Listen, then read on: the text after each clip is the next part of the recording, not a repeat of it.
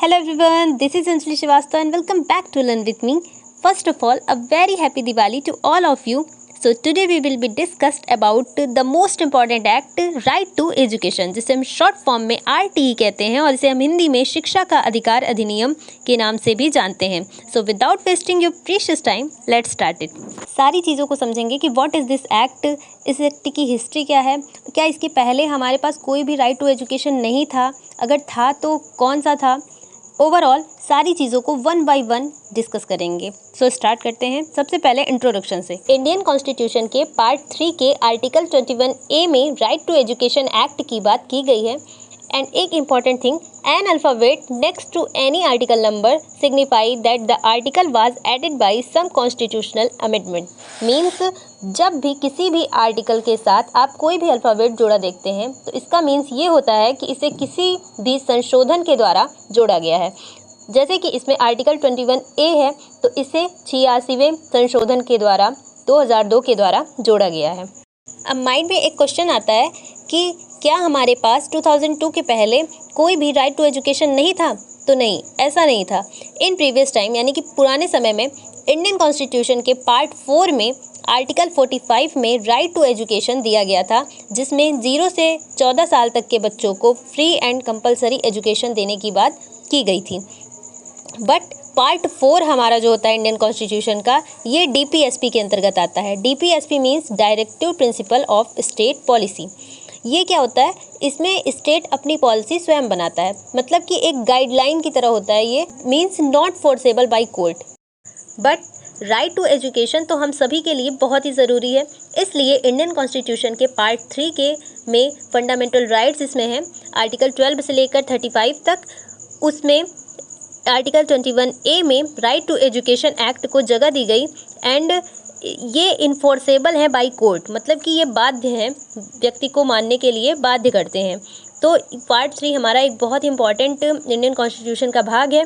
तो इसमें right to education act को जगह दी गई और इसे 86वें संशोधन 2002 के द्वारा इस एक्ट को जोड़ा गया. सो अब स्टार्ट करते हैं हिस्ट्री ऑफ एक्ट, मीन्स इस अधिनियम का इतिहास.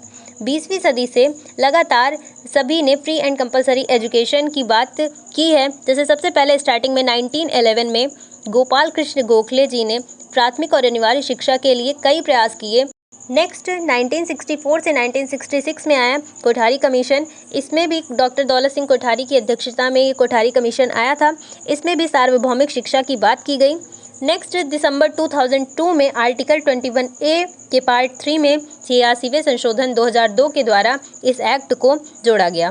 देन अक्टूबर 2003 में इसका प्रारूप तैयार करके वेबसाइट पर अपलोड किया गया. देन अक्टूबर 2004 में इसका संशोधित प्रारूप तैयार करके http:/education.nic.in पे डाला गया. नेक्स्ट 2005 में मानव संसाधन विकास मंत्रालय के पास इसे भेजा गया. मानव संसाधन विकास मंत्रालय के पास से फिर इसे NAC के पास भेजा गया एंड फिर प्राइम मिनिस्टर के पास भेजा गया. बट 2006 में इसे नामंजूर कर दिया गया, ये बताते हुए कि कोषा अभाव. देन 2009 में इंडियन गवर्नमेंट की पार्लियामेंट ने 4 अगस्त 2009 को RTE एक्ट पारित किया एंड फाइनली 2010 में 1 अप्रैल 2010 को इसे लागू कर दिया गया. नेक्स्ट है व्हाट इज़ दिस एक्ट, यह अधिनियम क्या है. तो इस अधिनियम के अंतर्गत 6 से लेकर 14 साल तक के प्रत्येक बच्चे को निःशुल्क और अनिवार्य शिक्षा देने की बात की गई है. नेक्स्ट है RTE एक्ट के कुछ प्रमुख प्रावधान. आज़ादी के 61 साल बाद भारत सरकार ने RTE एक्ट को मंजूरी दी, जिसमें कुछ मुख्य प्रावधान किए गए. हम इसमें सिर्फ इम्पॉर्टेंट पॉइंट्स को ही डिस्कस करेंगे. सो मेन वैसे इसमें टोटल 7 चैप्टर्स हैं, 7 अध्याय हैं. तो कुछ इंपॉर्टेंट धाराओं की बात कर लेते हैं. जैसे कि धारा 2 के अनुसार अगर किसी भी बच्चे को किसी कारणवश किसी एक विद्यालय से दूसरे विद्यालय में प्रवेश लेना हो तो उसे स्थानांतरण प्रमाण पत्र जारी करना होगा. स्थानांतरण प्रमाण पत्र मीन्स ट्रांसफ़र सर्टिफिकेट, जिसे हम TC भी कहते हैं.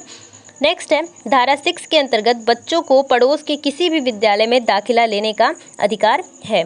नेक्स्ट है धारा 8 में सरकार को यह सुनिश्चित करना होगा कि सभी बच्चों को अनिवार्य और निःशुल्क शिक्षा प्रदान की जाए. एंड सबसे इम्पॉर्टेंट धारा 28, जिसमें कहा गया है कि सरकारी स्कूल के कोई भी शिक्षक निजी ट्यूशन में शामिल नहीं हो सकते या अपना निजी कुछ व्यवसाय नहीं कर सकते हैं. अब कुछ इंपॉर्टेंट पॉइंट्स देख लेते हैं. जैसे इसमें ये बताया गया कि इसमें टोटल 7 चैप्टर्स हैं, प्लस जो वीकर सेक्शन है उनके लिए 25% रिजर्व सीट की गई है। स्टूडेंट टीचर रेशियो की बात की गई है, जैसे कि प्राइमरी में 30 पर 1 टीचर एंड अपर प्राइमरी में 35 1 टीचर। ठीक है, इसके अलावा इसमें सेंट्रल प्लस स्टेट गवर्नमेंट की क्या रिस्पॉन्सिबिलिटीज़ है, क्या सिलेबस रहेगा, क्या इवैल्यूएशन, कैसे मूल्यांकन करना है, ये सारी बातें इसमें की गई है। प्लस एक और important thing, no detention policy इसमें की गई बात, जिसका मीन्स होता है कि 1st to 8th तक किसी भी बच्चे को आप फेल नहीं करेंगे। सो फाइनली RTE एक्ट के कुछ इम्पॉर्टेंट पॉइंट्स ये रहे। ओवरऑल RTE एक्ट एक बहुत इंपॉर्टेंट एक्ट है एंड इसमें फ्री एंड कंपलसरी एजुकेशन की बात की गई है 6 to 14 ईयर्स के लिए।